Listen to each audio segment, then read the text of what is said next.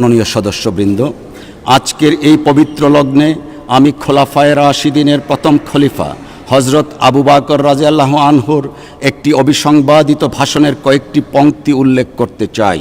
খেলাফতের দায়িত্ব নিয়ে অভিষেকের অভিভাষণে তিনি বলেছিলেন, আপনারা আমার উপর দায়িত্ব অর্পণ করলেও আমি আপনাদের মধ্যে শ্রেষ্ঠ মানুষ নই। আমি সঠিক থাকলে আপনারা আমাকে সাহায্য করবেন, আর ভুল করলে আমাকে শুধরে দিবেন। এই মহান উক্তির প্রতিধ্বনি করে আজ আমিও বলতে চাই, এই সংসদের মাননীয় সদস্যদের মধ্যে আমার চেয়ে জ্ঞানী, প্রজ্ঞাবান, উপযুক্ত ও অভিজ্ঞ অনেকেই আছেন। সম্মানিত অভিজ্ঞ সদস্যদের প্রতি বিনীত অনুরোধ করছি, দয়া করে আপনারা আমাকে সাহায্য করবেন, ভুল করলে শুধরে দেবেন, যাতে আমি সঠিকভাবে দায়িত্ব পালন করতে পারি, যাতে দেশবাসীর আশা আকাঙ্ক্ষার প্রতীক এই মহান সংসদ সঠিকভাবে পরিচালিত হয়। মাননীয় সদস্যবৃন্দ, এই সংসদ শুধু আইন প্রণয়নের স্থান নয়, বরং একই সাথে জনগণের নিকট সরকারের জবাবদিহিতার জায়গাও বটে।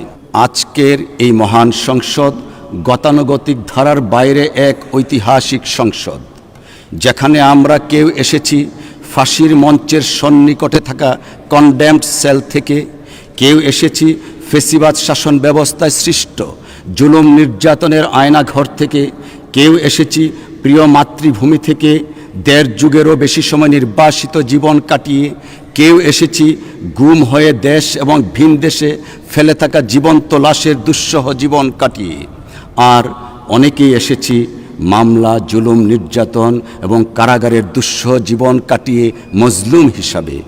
এই রকম সংসদ আমাদের জাতীয় জীবনের ইতিহাসে আর কখনো দেখা যায়নি, এমনকি বিশ্বের ইতিহাসেও বিরল। মাননীয় সদস্যবৃন্দ, ব্যক্তিগতভাবে আমি নিজে একজন সাধারণ মধ্যবিত্ত কৃষক পরিবারের সন্তান হয়েও আজকে এই মহান সংসদে আপনাদের সাথে মহতি কাজে আসতে পেরে নিজেকে সৌভাগ্যবান মনে করছি এবং মহান আল্লাহ রাব্বুল আলামিনের দরবারে শুকরিয়া জ্ঞাপন করছি।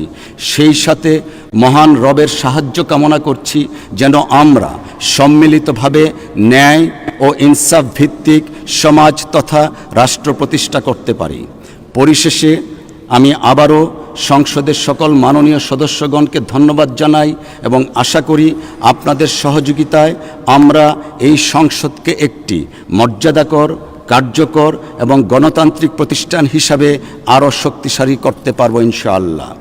মহান আল্লাহ আমাদের সবাইকে সত্য ও ন্যায়ের পথে পরিচালিত করুন। আমিন।